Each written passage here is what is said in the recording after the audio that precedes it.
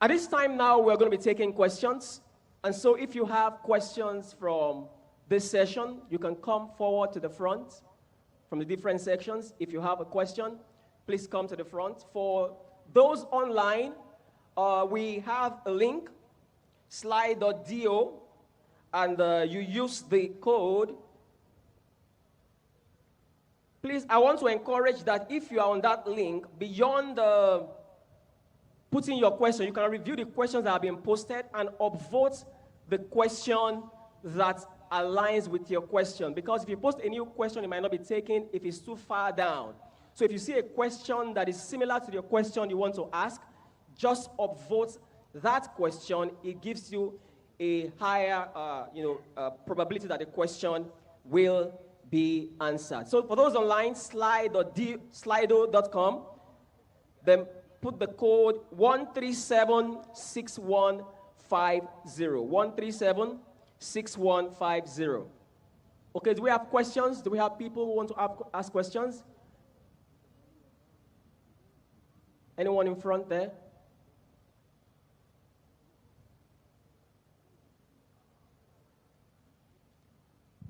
Good morning, everybody. Please, my question is, we know we are in Nigeria, and we know what's happening all around us. In the school sector, in secondary schools, these days, even proprietors of schools hire mercenaries to write for their students, to give them exposés in exam. So what can you do as a Christian, a believer, in the midst where every other person is cheating, and the teachers and the owners of the school, even those that say they're believers, I'm helping. They say they are helping their candidates to pass.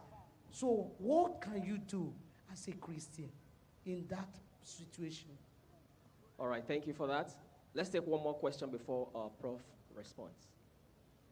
Good morning. My question is on the challenge of refocusing the youth in respect to the social challenges that are ongoing in our country. Now, when I speak to some of our people in society, they told us that in their own era, there were scholarships that were given to young people.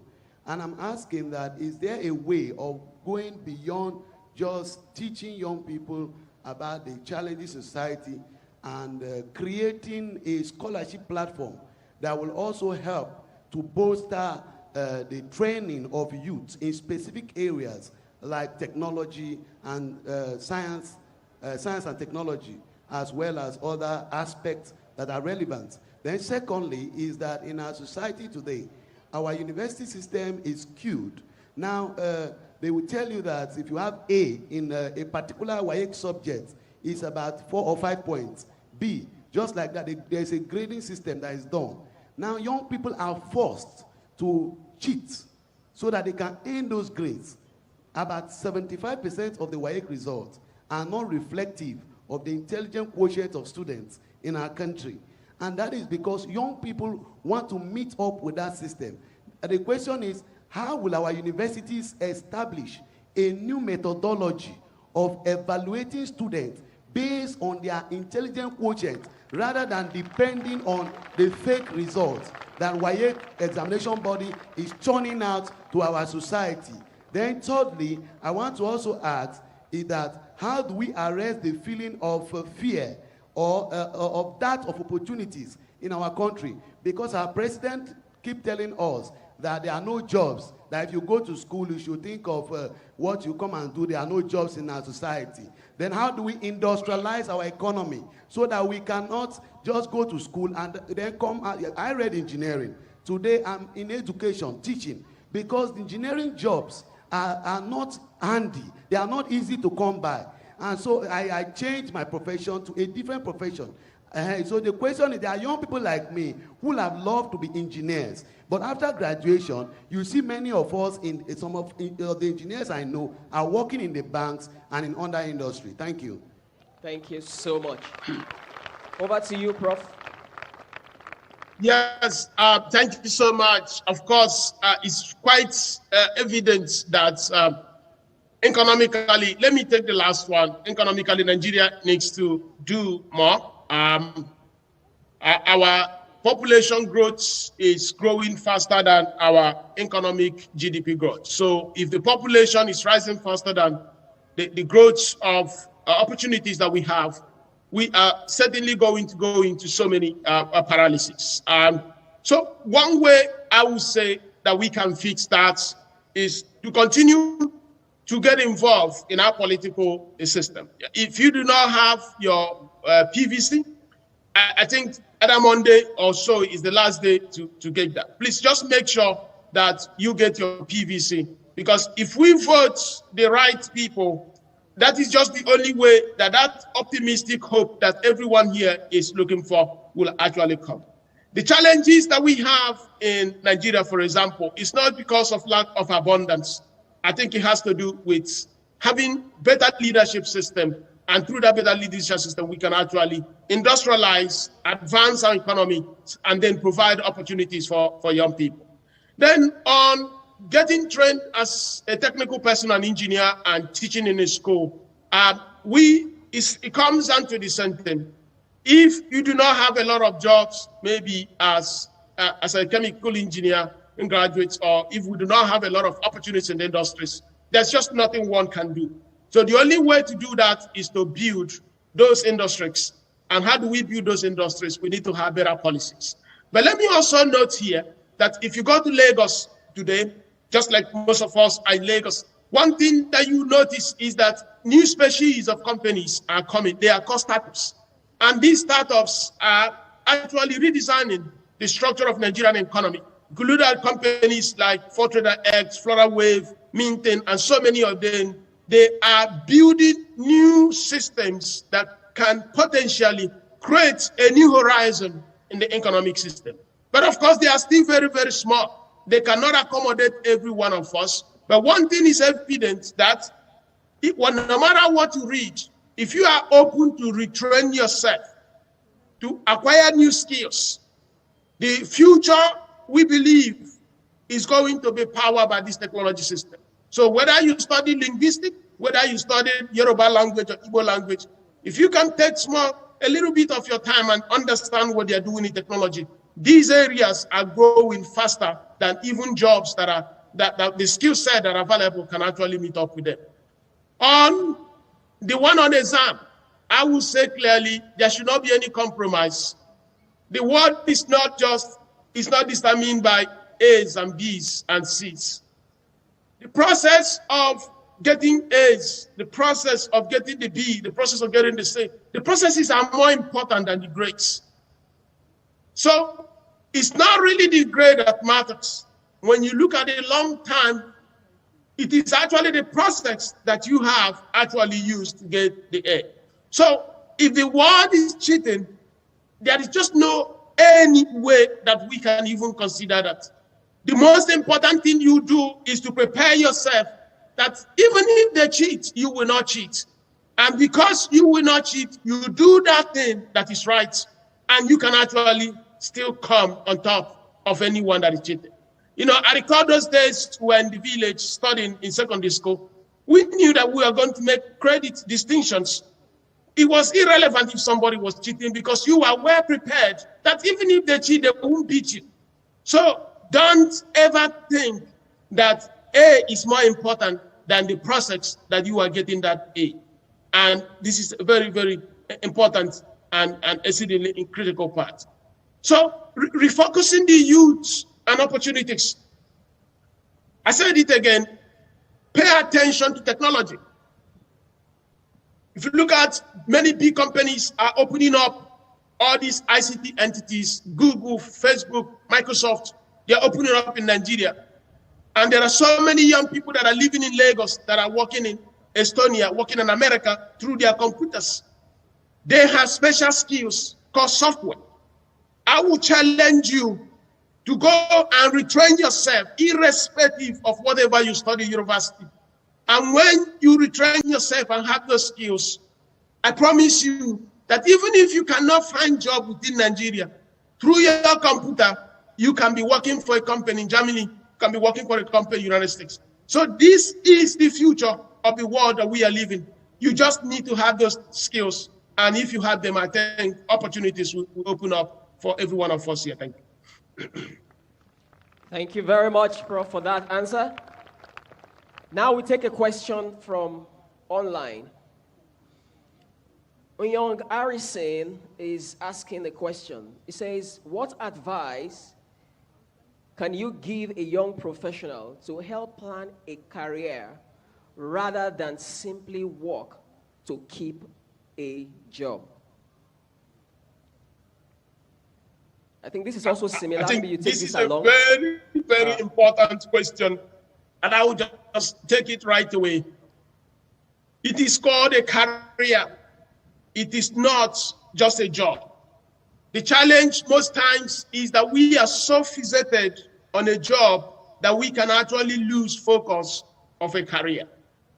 When I was graduating from Federal University of Technology, Owerri Futo, I was the best graduate student in my class, and there were so many job offers. You could just pick one you wanted, and even the head of department said, come and teach. What I was trying to do after praying was, how can I have a career and not just a job? And that means that you can see a company that is going to pay you maybe, let me say, 500,000 naira a month in Lagos.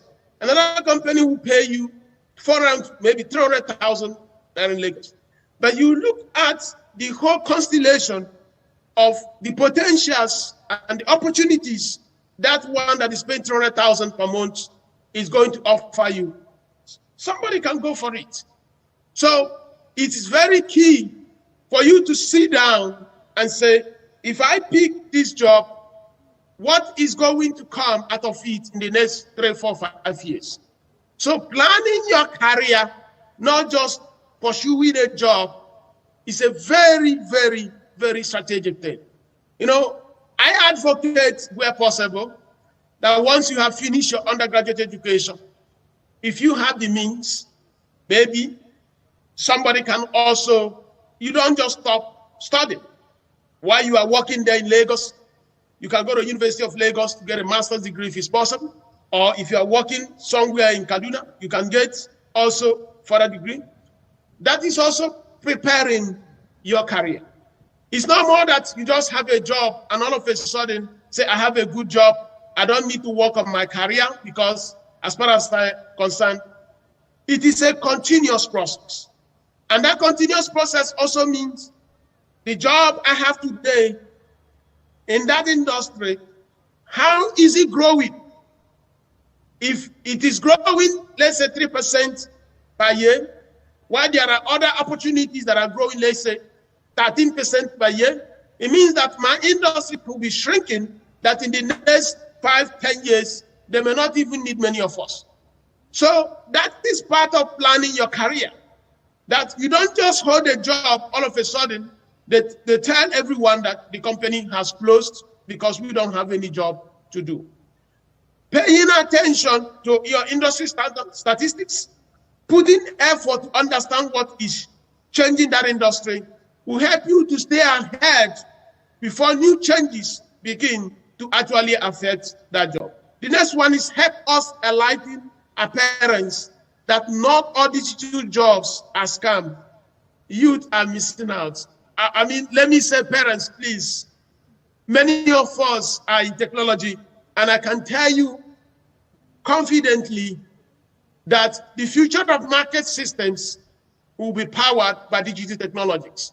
The young people that have the skills to build the digital systems, they're actually going to be those that will capture most value. I don't want to start quoting companies you have in Lagos there, but we have companies that were started less than 5 years that are valued at $500 million by international investors. For these companies to be valued, when you say valued, it means they are what? What that means is that the investors believe that they are going to become the companies of the future in Nigeria. The largest financial institution in Nigeria is not any of the big banks you see. The largest financial institution in Nigeria in terms of market cap is actually a company that is not even up to 7 years old. So what that means is, in those computers, in those digital skill sets, young people are building software systems and they are rewired everything that we have known about the beautiful country called Nigeria. So they are not scams. These are the opportunities of the future. And we need to encourage our young people to get into the creative and the productive aspect of that. What do I mean by creative? They need to be the one building the companies. They will be the ones building the technologies, and not just be the one that are consuming the technologies, because consuming it will not really advance you that much. How do we overcome the odds imposed by government and politicians? So, like I have noted here, that as Christians, we actually have a very massive age, I would say.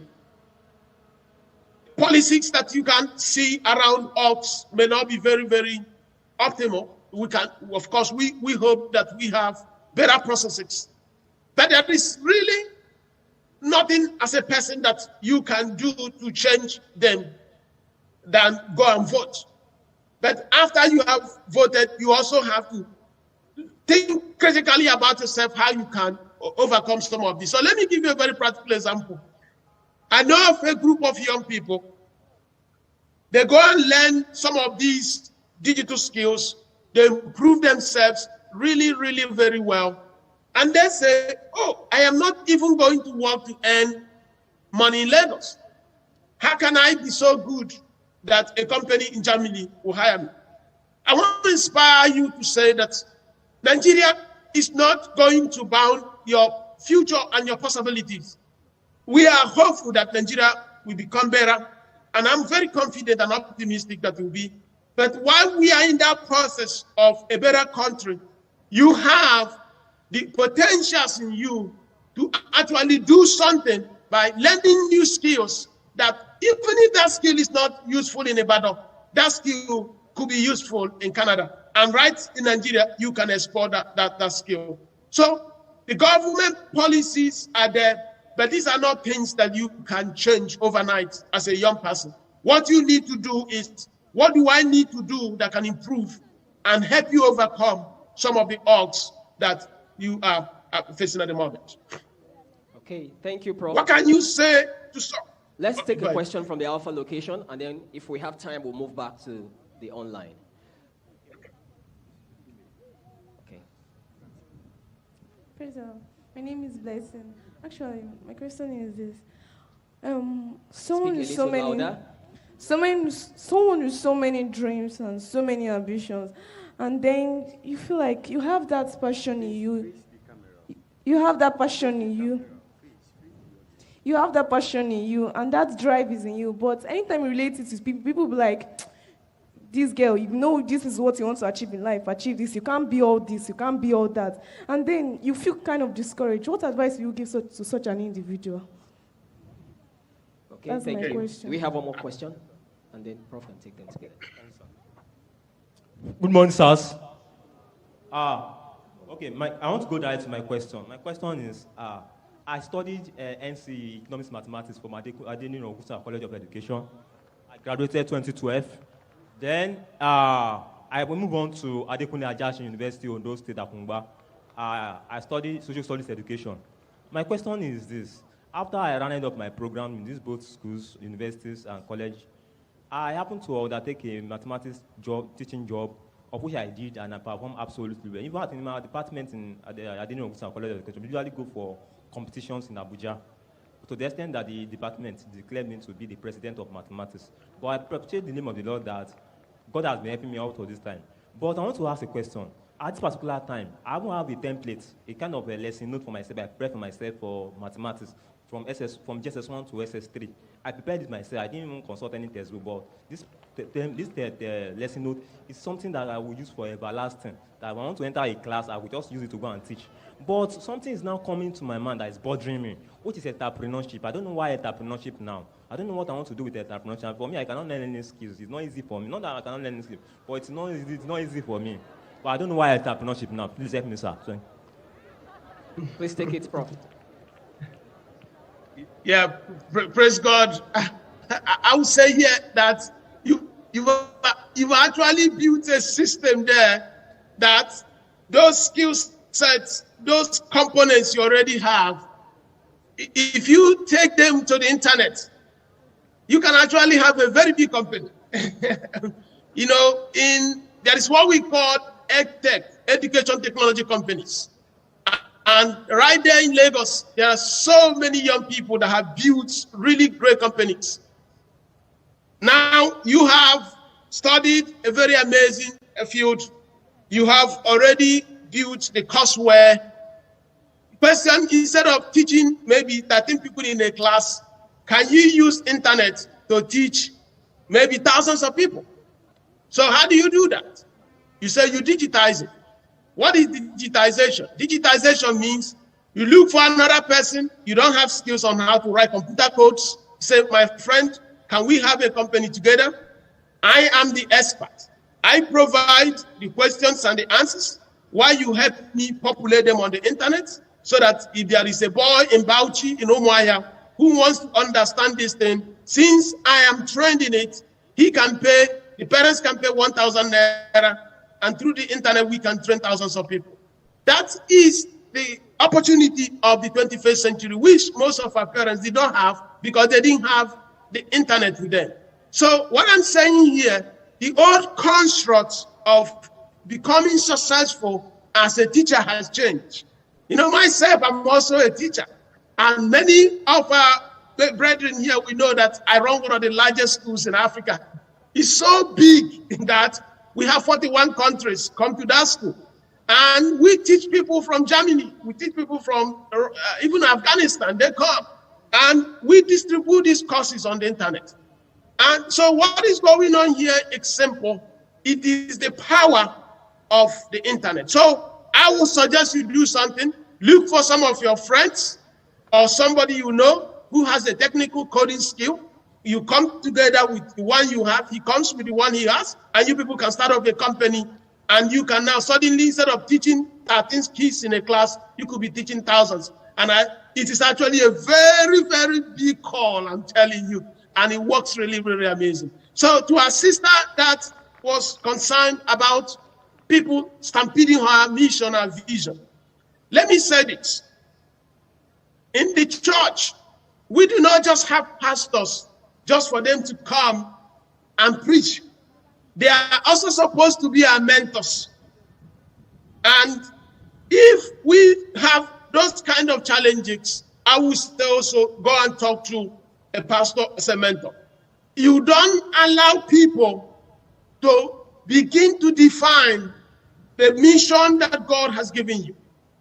If you pray and God has said, my daughter, say, this is what I want you to do, and you have that assurance, and you know you have this unlimited potential that he has given you, there is certainly no reason why you should not go and pursue that. So I will ask you to do one thing. Get a mentor. A mentor can also be a member of the church. And I know in the church, in your local district, there could be somebody working at the bank, could always be somebody working in an insurance company, or just go to that person. That individual will help you professionally. If you are trying to start something you don't understand, that is one of the reasons why we also come together as Christians.